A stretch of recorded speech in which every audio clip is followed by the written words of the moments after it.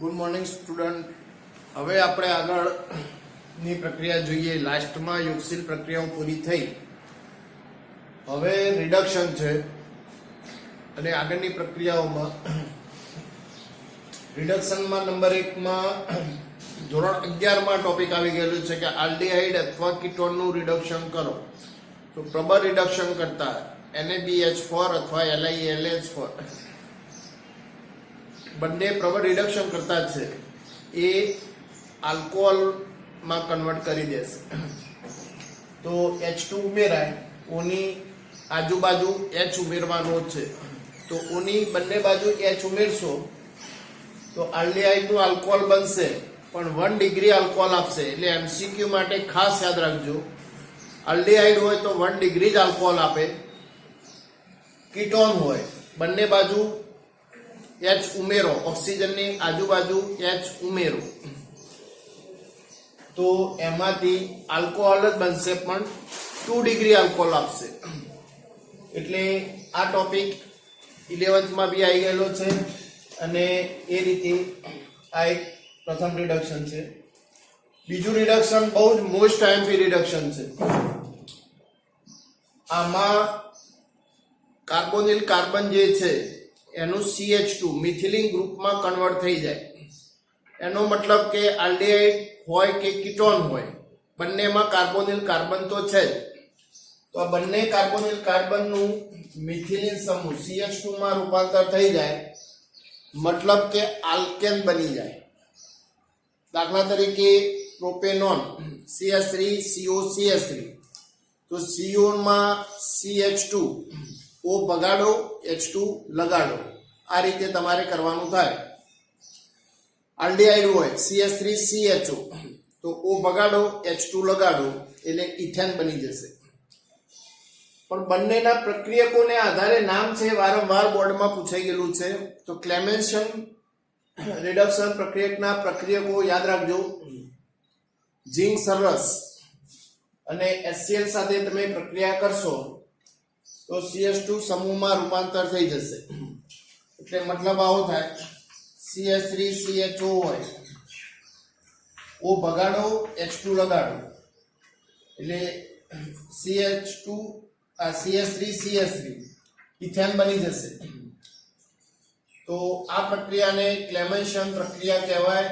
એના પ્રક્રિયકો ખાસ યાદ રાખવાના છે. બીજી પ્રક્રિયા છે વુલ્ફ-કિસ્નર. વુલ્ફ-કિસ્નરના પ્રક્રિયકો યાદ રાખજો. કામ સરખું જ થાય છે બંનેમાં, પણ અમુક વાર પ્રક્રિયકો આપેલા હોય એના લીધે MCQ પૂર્ણ કરવાનું હોય છે. NH2 હાઇડ્રોજન સાથે પ્રક્રિયા આપણે કરી છે.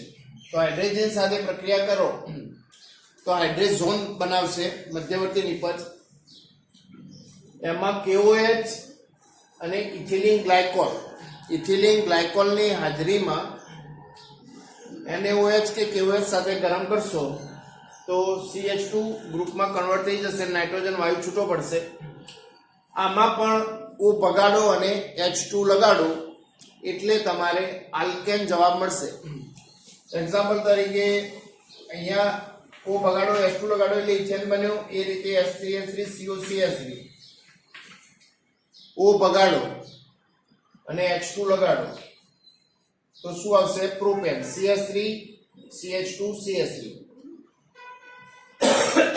બંને પ્રક્રિયામાં કામ સરખું થાય છે, આલ્કેન જ બનશે. પણ બંનેના પ્રક્રિયકો ખાસ યાદ રાખવાના છે. વુલ્ફ-કિસ્નર તો NH2 ઇથિલિન ગ્લાયકોલની હાજરીમાં બેઝ NaOH અથવા KOH ગરમ કરો એટલે આલ્કેન બની જાય. ક્લેમેન્શનમાં ZnHgHCl. આપણે આગળ જાણીએ છીએ કે ધાતુમાં એસિડમાં ધાતુ નાખો એટલે હાઇડ્રોજન વાયુ ઉત્પન્ન થાય. અહીંયા આ રીતે હાઇડ્રોજન વાયુ ઉમેરાય છે. એટલે બંને પ્રક્રિયાઓ રિડક્શનની પ્રક્રિયાઓ છે. હવે આગળની પ્રક્રિયા ઓક્સિડેશન જોઈએ. આગળની પ્રક્રિયા છે ઓક્સિડેશન. ઓક્સિડેશનમાં O ઉમેરાય તો ઓક્સિડેશન કરતાની જરૂર પડશે. એમાં બે પ્રકારના છે, પ્રબળ ઓક્સિડેશન કરતા અને નિર્બળ ઓક્સિડેશન કરતા. પ્રબળમાં HNO3, KMnO4 અને K2Cr2O7 આ ત્રણે ત્રણ પ્રબળ ઓક્સિડેશન કરતા છે. આ કીટોનનું ઓક્સિડેશન કરશે અને આલ્ડીહાઇડનું પણ ઓક્સિડેશન કરશે. બંને કીટોન આલ્ડીહાઇડ બંનેનું ઓક્સિડેશન કરી શકે છે. જ્યારે નિર્બળ ઓક્સિડેશન કરતા છે Br2 જળ, એમોનિયકલ AgNO3, અલ્કલાઇન Cu+2 અને મંદ KMnO4. તો આ ફક્ત આલ્ડીહાઇડનું જ ઓક્સિડેશન કરી શકે છે, કીટોનનું ઓક્સિડેશન કરી શકતા નથી.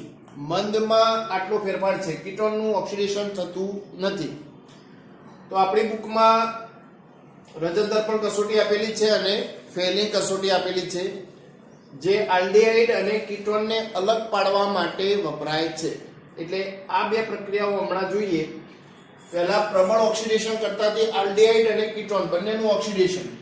તો આલ્ડીહાઇડનું પ્રબળ ઓક્સિડેશન કરતા તે ઓક્સિડેશન કરશો એટલે એક ઓક્સિજન ઉમેરાઈને કાર્બોક્સિલિક એસિડ બની જશે RCOOH. એટલે આ સિમ્પલ થઈ જશે કામ.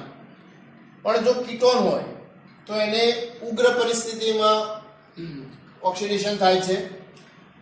પણ આમાં જો CO વચ્ચે છે એટલે બંને બાજુ અલગ અલગ બંધ તૂટવાથી ઓક્સિડેશનમાં બે અહીંયાથી બંધ તૂટે. એક્ઝામ્પલ તરીકે તો RCH2 નું COOH માં રૂપાંતર થઈ ગયું અને પાછળ RCH2COOH આ રીતે નિપજ મળ્યું. પણ જો તમે પાછળથી ટુકડો કરો, અહીંયાથી તૂટે બંધ, C2 અને C3 વચ્ચેનો બંધ તૂટે, તો અહીંયાથી નિપજ મળશે RCH2COOH. RCH2COOH પાછળ છે RCH2 એટલે પાછળથી RCOOH બની જશે. ટૂંકમાં અલગ અલગ ટુકડા જે રીતે બંધ તૂટે એ પ્રમાણે કીટોનનું ઓક્સિડેશન થાય છે. પરંતુ પ્રબળ પ્રક્રિયા પરિસ્થિતિની હેઠળ જ આ થતું જોવા મળે છે. ટૂંકમાં પ્રબળ ઓક્સિડેશન કરતા જે છે એ આલ્ડીહાઇડનું ઓક્સિડેશન કરશે અને કીટોનનું પણ કરશે. પણ હવે નિર્બળનું જોઈએ, એમાં ફક્ત આલ્ડીહાઇડનું કામ થાય છે, કીટોનનું કામ થતું નથી. તો હવે એ બે પ્રક્રિયા જોઈએ. હવે આપણે નિર્બળ ઓક્સિડેશન કરતા દ્વારા આલ્ડીહાઇડ અને કીટોનમાં ઓક્સિડેશન જોઈએ. અહીં આલ્ડીહાઇડનું ઓક્સિડેશન થાય છે પણ કીટોનનું થતું નથી. આ વસ્તુ યાદ રાખવાની છે MCQ માટે. ચારમાંથી આ વચ્ચેની બે પ્રક્રિયાઓ આપેલી છે: રજત દર્પણ કસોટી અથવા એમોનિયકલ AgNO3 કસોટી અથવા ટોલેન્સ પ્રક્રિયા. આમાંથી કોઈ પણ નામ આપેલું હોય તો બધા નામ એક જ છે, યાદ રાખજો. તો ટોલેન્સ કસોટીમાં તમારે કઈ રીતે કામ કરવું પડે એને રજત દર્પણ કસોટી કહેવાય. તો તમારે કોઈ પણ આલ્ડીહાઇડનો નમૂનો લીધો, એમાં ટોલેન્સ પ્રક્રિયા બનાવવો પડે. AgNO3 માં એમોનિયા ઉમેરવાનું, પછી એમોનિયાની વાસ દૂર થાય એ રીતે ધીમેથી ગરમ કરવાનું, એટલે એના કથ્થાઈ રંગના અવક્ષેપ દૂર થાય. પછી એને બેઝ સાથે પ્રક્રિયા અંદર NaOH ઉમેરવાનું, તો COOH માં રૂપાંતર થઈ જશે આલ્ડીહાઇડનું. મંદ ઓક્સિડેશન કરતા છે, ચાંદી છૂટી પડશે, પાણી અને એમોનિયા વાયુ છૂટો પડશે. તો પ્રક્રિયામાં આ રીતે થશે. ટેસ્ટ ટ્યુબ હોય તો ચાંદી જે છૂટી પડશે એ ચાંદી અંદરની બાજુ આ રીતે જમા થશે. ચાંદી અંદરની બાજુ જમા થાય એટલે તમને દર્પણ જેવો ભાસ થશે. તો આખી ટેસ્ટ ટ્યુબ તમારો ચહેરો દેખાય એ રીતે ચાંદીનું વરખ ચડી જાય એટલે એક દર્પણ બની જાય, માટે એને રજત દર્પણ કસોટી તરીકે ઓળખવામાં આવે છે. તો અહીંયા ચાંદી છૂટી પડશે, Ag. બીજી કસોટી છે ફેલિંગ કસોટી. ફેલિંગમાં તમારે બે દ્રાવણ આવે, ફેલિંગ A અને ફેલિંગ B. આપણે MCQ માં કે પ્રશ્નમાં પૂછાયેલું છે. ફેલિંગ A માં શું હોય? તો ફેલિંગ A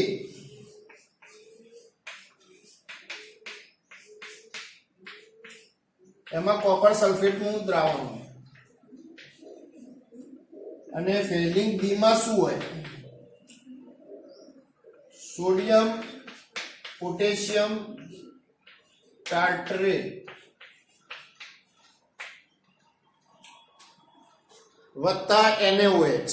સોડિયમ પોટેશિયમ ટાર્ટરેટ વત્તા NaOH અથવા કે શું દ્રાવણ હોય. તો આવી બંને બોટલો આપણી લેબમાં છે, ફેલિંગ એ અને ફેલિંગ બી.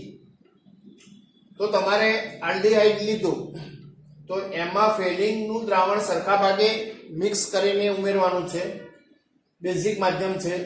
તો કાર્બોક્સિલિક એસિડમાં રૂપાંતર તો થઈ ગયું, પણ Cu+2 જે છે એનું Cu2O માં રૂપાંતર થાય, ક્યુપ્રસ ઓક્સાઇડ. તો આમાં Cu+1 થાય. Cu+1 ની ઇલેક્ટ્રોન રચના તમે જોશો ને તો ડી કક્ષક સંપૂર્ણ ભરાયેલી હોય. ડી કક્ષક સંપૂર્ણ ભરાયેલી હોય તો રંગવિહીન બને હકીકતમાં, પણ છતાં બી અહીંયા લાલચ પડતા અવક્ષેપ તમને જોવા મળશે. તો અહીંયા એક વિપાયસીકરણ પ્રક્રિયા થાય છે ઓક્સિજન લિગેન્ડ દ્વારા, એના લીધે તમને રંગ જોવા મળે છે, પાણીનો અણુ છૂટો પડ્યો. પણ હવે આ વસ્તુમાં બીજો એક MCQ ખાસ મોસ્ટ આઈમ્પી છે. એલિફેટિક સાથે જ આ પ્રક્રિયા થાય ફેલિંગ, પણ એરોમેટિક સાથે પ્રક્રિયા આપતું નથી. દાખલા તરીકે બેન્ઝાલ્ડિહાઇડ હોય તો ફેલિંગ કસોટી થશે નહીં, પણ ગ્લુકોઝ હોય આલ્ડિહાઇડ ગ્રુપ વાળો તો એ લાલ રંગના અવક્ષેપ મળશે. એટલે આ બે પ્રક્રિયાઓમાં સારા એવા MCQ છે. ટોપિક વ્યવસ્થિત રીતે તૈયાર કરી દેજો અને સમીકરણ બી તૈયાર કરી દેજો, કારણ કે વારંવાર આ બેમાંથી ગમે તે એક પ્રક્રિયા પરીક્ષાઓમાં પૂછાયેલી જ છે. અને એક લાસ્ટ યલો ફોર્મ કસોટી આપેલી છે. તો કાર્બોનિલ કાર્બન જે છે એની સાથે એક મિથાઇલ ગ્રુપ જોઈન્ટ હોવો જોઈએ સીધો જ, અને સોડિયમ હાઇપોહેલાઇટ NaOX સાથે પ્રક્રિયા કરો તો એનો સોડિયમ ક્ષાર આપશે અને હેલો ફોર્મ છૂટો પડશે. એટલે મિથાઇલ ગ્રુપ જે છે એનું હેલો ફોર્મ તરીકે અલગ થશે. દાખલા તરીકે Cl આવી જાય તો CHCl3 ક્લોરોફોર્મ છૂટો પડશે. હવે R માં દ્વિબંધ હોય આગળ CH3 CH double bond CH પછી આ ભાગ આપેલો હોય તો પણ આ પ્રક્રિયાઓમાં કોઈ ફરક નથી પડતો. જવાબ તો આ સરખો જ મળશે. આગળ R માં તમે કોઈ પણ સમૂહ ગોઠવી શકો કે જે દ્વિબંધ પ્રણાલી હશે તો પણ કોઈ ફરક પડશે નહીં. તો આ રીતે હેલોફોર્મ કસોટી છે. તો અહીંયા સુધી ઓક્સિડેશન પ્રક્રિયા તમને આપેલી છે. તો ઓક્સિડેશન ટોપિક, રિડક્શન ટોપિક બંને એટલા મોસ્ટ આઈમ્પી છે કે 110% દર સાલ એમાંથી પ્રક્રિયા હોય છે.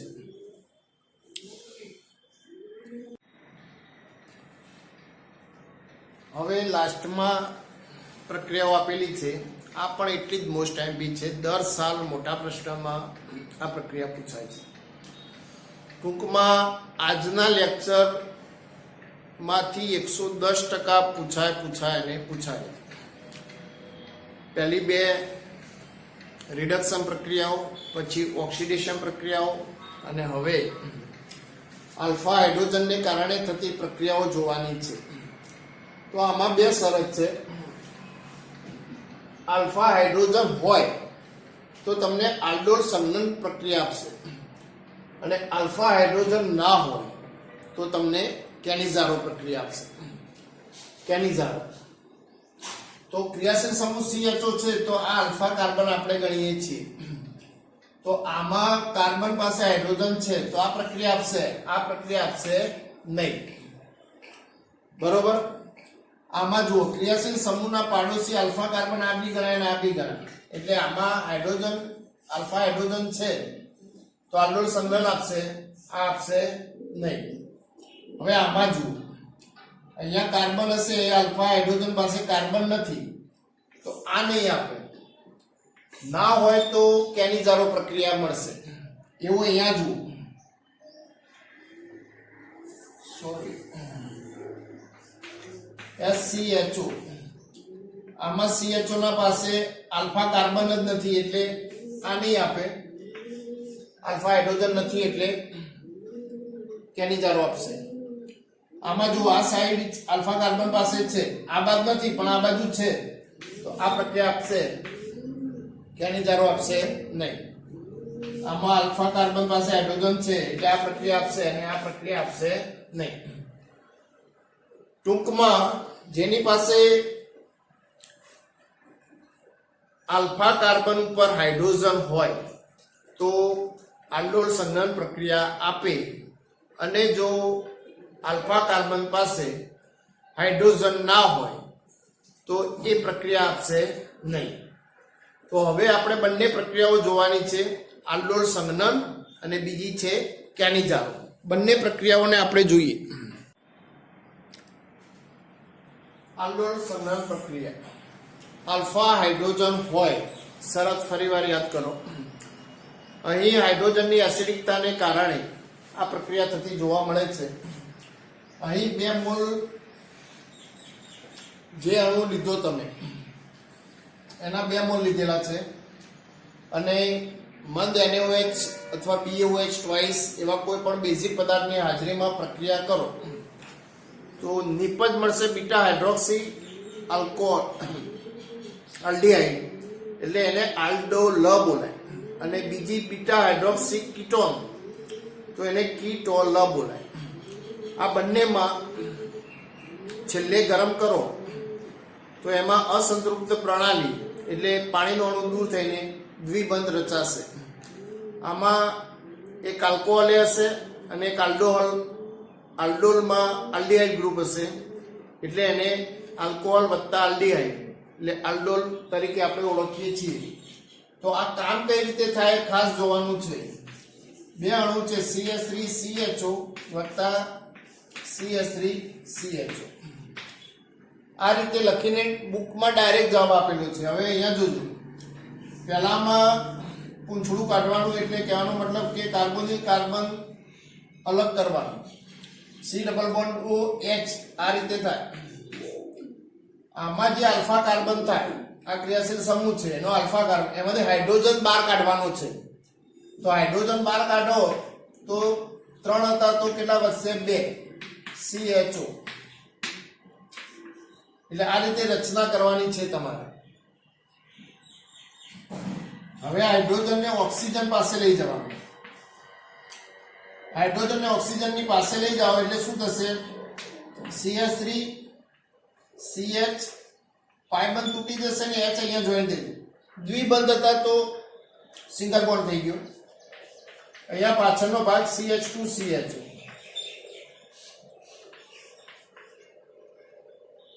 હવે અહીંયા જોજો, અહીંયાથી OH જશે ગરમ કરશો એટલે, અને અહીંયાથી હાઇડ્રોજન જશે એટલે -H2O લખી શકાય. તો CH3 CH OH ગયો, અહીંયા દ્વિબંધ રચાશે બરોબર, અને અહીંયા CH છે, એક હાઇડ્રોજન ગયો CHO.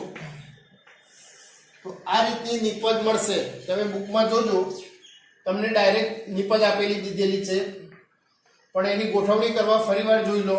કાર્બોનિલ કાર્બન બહાર કાઢવાનો છે, આલ્ફા કાર્બન ઉપરથી હાઇડ્રોજન બહાર કાઢવાનો છે, પછી O ની પાસે H આવી જશે. OH અને H પાણીની અણુ દૂર થાય ગરમ કરો એટલે અસંતૃપ્ત પ્રણાલી આ રીતે CH3 CH double bond CH CHO. આ રીતે તમારે આલ્ડોલ સંઘનનનો જવાબ મેળવવાનો છે. વારંવાર થિયરી પૂછાય છે.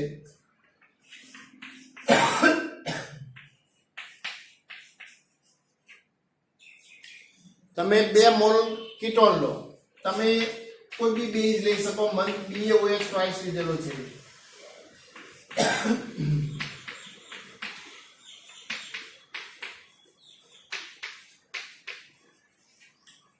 બંને અણુ કયા છે એસિટોન, CH3COCH3 CH3COCH3. આમાંથી તમારે કાર્બોનિલ કાર્બન બહાર કાઢવાનો છે. CH3 ઉપર મૂકી દીધું વત્તા આલ્ફા આ બાજુ લો કે પાછળ લો, ગમે તે સરખું જ છે. તો H બહાર કાઢવાનું છે CH2COCH3. હવે આગળની જેમ હાઇડ્રોજન ઓક્સિજનની પાસે જશે એટલે લખાશે આ રીતે CH3CCH3, અહીંયા OH આવી જશે CH2COCH3. હવે પછી આમાં ડેલ્ટા ગરમ કરશો એટલે OH અને H જશે, આ H જશે અને અહીંયા OH જશે એટલે CH3CCH3 ડબલ બોન્ડ CHCOCH. ટૂંકમાં આ રીતે નિપજ મળે. આને કીટલ નિપજ કહેવાય અને આલ્ડોલ નિપજ કહેવાય, કારણ કે આલ્ડિહાઇડ ગ્રુપ છે, આમાં કીટોન ગ્રુપ હતું, નિપજમાં કીટોન છે. આ રીતે આલ્ડોલ સંઘનન પ્રક્રિયા લખી શકાય. પણ આમાં જ એક બીજી કસોટી પ્રક્રિયા આપેલી છે, ક્રોસ આલ્ડોલ સંઘનન. ક્રોસ આલ્ડોલ સંઘનન કોને કહેવાય? તો આપણે ક્રોસ આલ્ડોલ સંઘનન જોઈએ.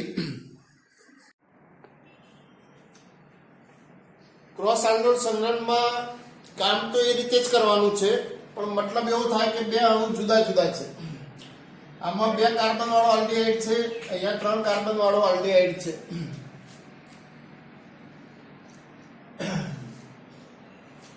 હવે તમે એક આલ્ડિહાઇડ ને કીટોન લો તો બી પ્રક્રિયા તો થશે. એટલે ગમે તે 2 અલગ અલગ અણુ હોય તો એને ક્રોસ આલ્ડોલ સંઘનન કહેવાય. તો ક્રોસ આલ્ડોલ સંઘનનમાં શું થશે? અલગ અલગ 4 નિપજો મળશે અને મિશ્રણ મળશે, એટલે એને અલગ કરવું બી મુશ્કેલી છે. પણ ટૂંકમાં ક્રોસ આલ્ડોલ સંઘનનમાં કઈ રીતે ચાર્જ A અને B, એ અણુ છે અને બી અણુ છે, તો પોતે પોતાની સાથે જોઈન્ટ થાય.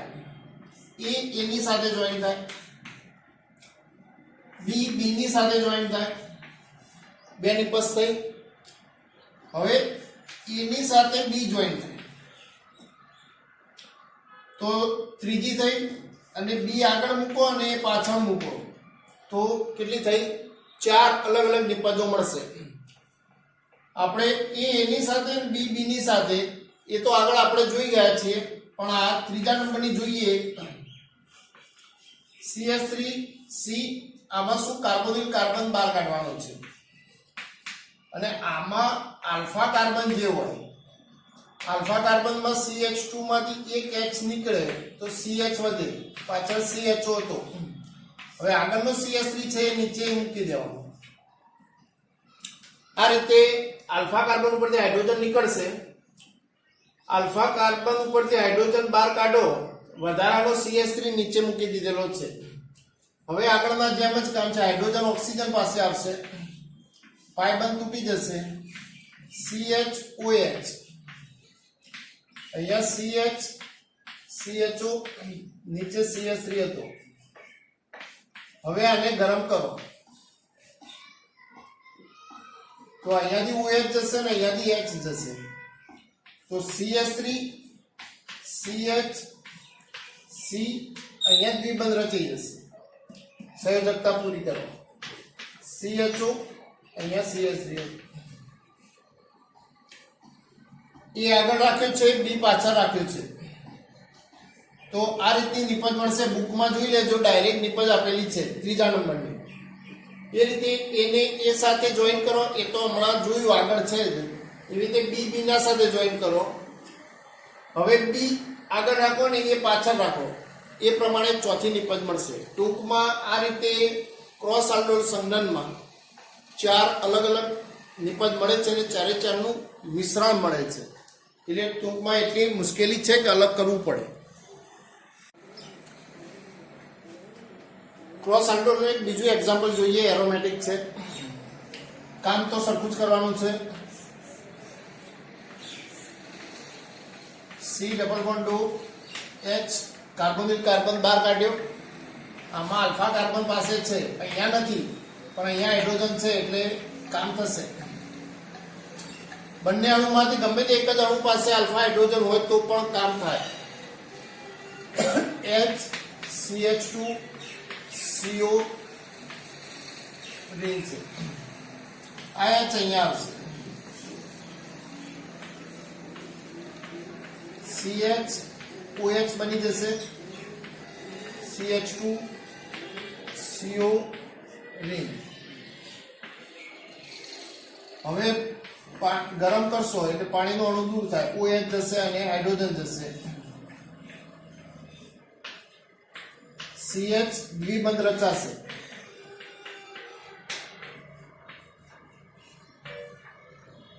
આ રીતે આપણને ક્રોસ હાઇડ્રોજન નિપજમાં એક નિપજ બતાવેલી છે, પણ આમાં એક અણુ પાસે આલ્ફા હાઇડ્રોજન નથી, ખાસ યાદ રાખજો. એકની પાસે છે છતાં બી પ્રક્રિયા થશે. તો આ રીતે ક્રોસ હાઇડ્રોજન સંઘનનમાં પ્રક્રિયા બતાવવી પડે. વારંવાર બોર્ડમાં પૂછાઈ ગયેલી પ્રશ્ન છે આ, બહુ જ મોસ્ટ ટાઈમથી કહી શકાય. ખાસ તૈયાર લખીને જરૂરિયાત પ્રમાણે પ્રેક્ટિસ કરીને કામ કરજો.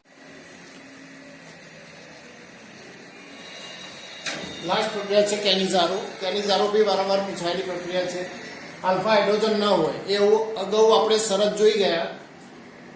તો બે અણુ આમાં ફોર્માલ્ડિહાઇડ છે પણ આમાં આલ્ફા કાર્બન છે જ નહીં, તો જ આ પ્રક્રિયા આપે કેનિઝારો.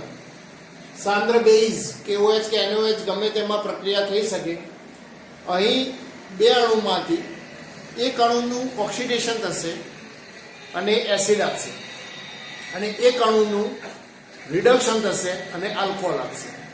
એટલે એક જ અણુનું બે વાર જુદી જુદી રીતે ઓક્સિડેશન અને રિડક્શન થઈને વિષમીકરણ પ્રક્રિયા થઈને નિપજ મળે છે, અને કેનિઝારો પ્રક્રિયા કહેવાય.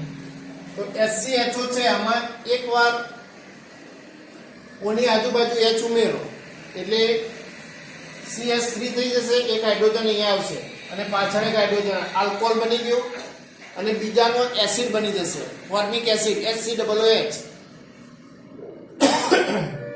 પરંતુ આમાં KOH બેઝ નાખેલો છે એટલે એસિડ બેઝ બનાવીને ક્ષાર બનાવી દેશે. Potassium format.